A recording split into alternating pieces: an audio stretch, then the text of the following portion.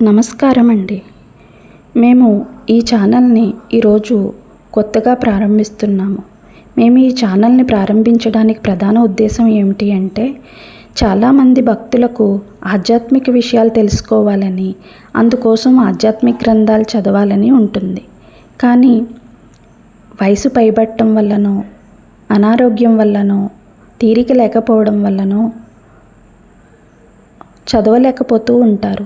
ఆ లోటును మేము కొంతవరకు తీర్చగలమని, ఆధ్యాత్మిక జీవితంలో వారు ముందుకు వెళ్ళడం కోసం, పురోగమించడం కోసం మేము మా వంతు సహాయంగా ఈ పనిని మొదలుపెట్టాము. దీన్ని కొంతమంది అయినా సరే ఉపయోగించుకోగలిగితే మేము ధన్యులమైనట్టుగా భావిస్తాము. ఇక నేను ప్రతిరోజు ఒక పుస్తకాన్ని చదువుతూ ఉంటాను. ఈరోజు శారదాదేవి సంభాషణలు సాధన గురించి ఒక సన్యాస భక్తుడు అడుగుతున్న ప్రశ్నలకు శారదామాత ఇచ్చే సమాధానాలు.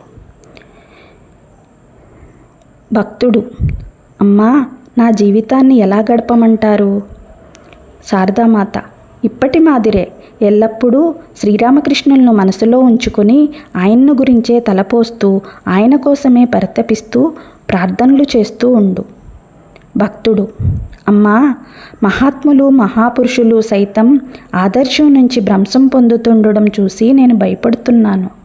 శారదామాత: భోగ్య వస్తువుల నడుమ నివసిస్తూ ఉంటే అవి మానవుణ్ణి లోపర్చుకోవటం చిత్రమా?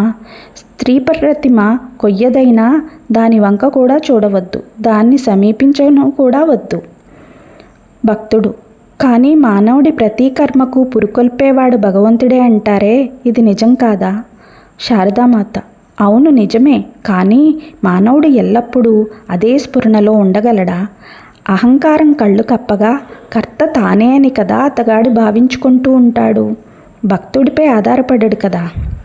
భగవంతుణ్ణి శరణుచొచ్చిన వారంతా సంరక్షించబడతారు. సాధువు నిత్య జాగరూకుడై ఉండాలి.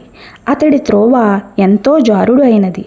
జారుడు త్రోవలో ఎంతో మెలకువతో అడుగడుగు చూసుకుంటూ కదా నడవాలి. సన్యాసి జీవితం వేడుక కాదు, ఆటలాడటం కాదు. అతడు స్త్రీకేసి చూడనే కూడదు. వీధుల్లో నడిచేటప్పుడు అతడి చూపు తన గాలి బొటనవేలి మీదనే నిలిచి ఉండాలి. మెడపట్టి గల కుక్కను ఊరకుక్కల మాదిరి ఎలా చంపివేయరో, అలాగే సన్యాసి యొక్క కాషాయ వస్త్రాలు చూసి ఎవ్వరూ అతడి జోలికి పోరు.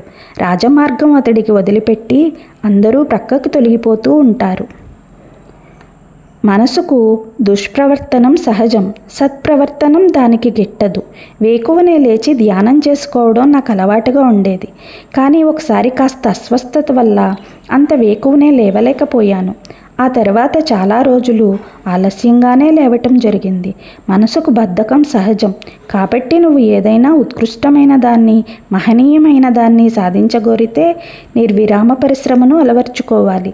దక్షిణేశ్వరంలో నేను నహబత్లో నివసించే రోజుల్లో గంగా స్రవంతి ప్రశాంత జలంలో ప్రతిబింబిస్తూ ఉన్న చంద్రబింబ ధావళ్యాన్ని కాంచి అశ్రుపూరిత నేత్రాలతో భగవంతుణ్ణి ఇలా ప్రార్థించేదాన్ని: ప్రభూ, ఈ చంద్రుడిలో కూడా కళంకం ఉంది. నా మనసులో కళంకమే లేకుండుగాక. నువ్వు కలకత్తాలో పుట్టి పెరిగావు. వివాహం చేసుకుని సుఖజీవనం సాగించడం నీకు సుసాధ్యమే.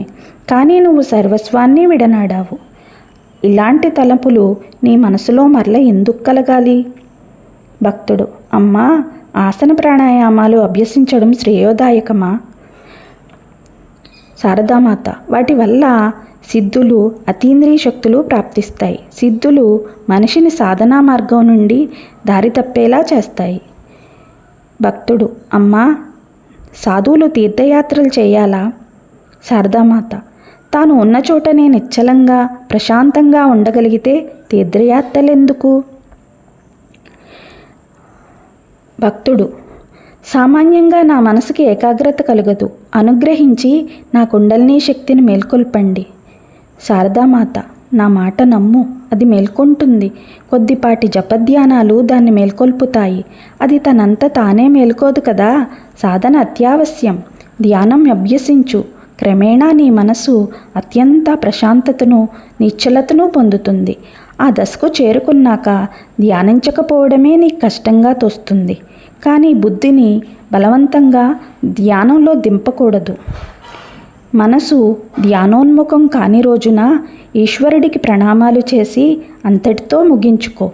తక్కిన రోజుల్లో ధ్యానస్థితి తేలికగానూ సులభంగానూ కలుగుతుంది. భక్తుడు: నా మనసుకు నిశ్చలతను ఏకాగ్రతను చేకూర్చలేకపోతున్నాను. దానికి కారణం ఏమిటి?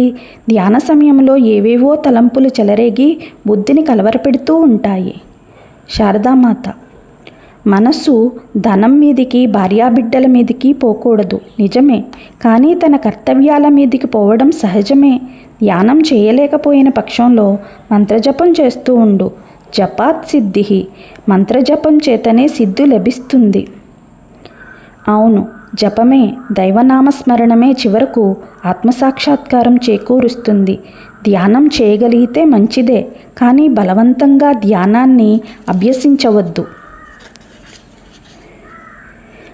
ఇలా శారదామాత ఆ భక్తుడు అడిగిన ప్రశ్నలకు సమాధానాలు ఇచ్చారు.